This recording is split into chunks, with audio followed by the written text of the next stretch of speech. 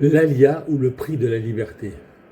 En cette période de forte Alia, mais malheureusement aussi de Yérida, je me demande pourquoi certains choisissent de retourner en galoute. Et surtout, comment réussir son Alia. La raison est souvent financière. Le coût de l'avion en Israël, la force du shekel face à l'euro, ou encore les difficultés d'intégration peuvent décourager certains olives. Pourtant, l'Alia n'a jamais été un choix de confort. Elle a toujours été un choix de liberté.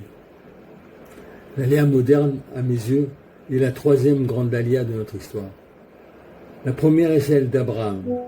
Hachem lui dit « Lech lecha » va vers toi-même. Il quitte tout pour répondre à un appel divin et poser les fondations du peuple juif sur la terre qui lui a été promise. La seconde est celle de Moshe. Après des siècles d'esclavage en Égypte, les Hébreux sont enfin libres. Mais la liberté a un prix. Quitter le confort relatif de l'esclavage pour l'incertitude du désert. Ils devront apprendre qu'un peuple libre doit prendre en main son destin. Aujourd'hui, nous vivons un miracle que nos ancêtres ont espéré en près de 2000 ans.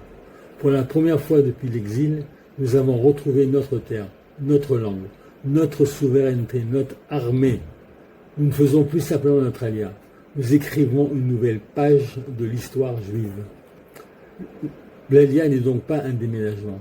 C'est un acte profondément sioniste.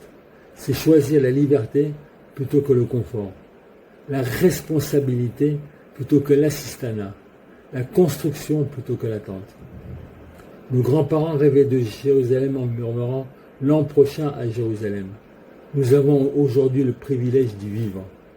La véritable question n'est donc pas « combien me coûte mon alia ?» mais plutôt « combien vaut la liberté de vivre chez soi ». Am Israël Haï.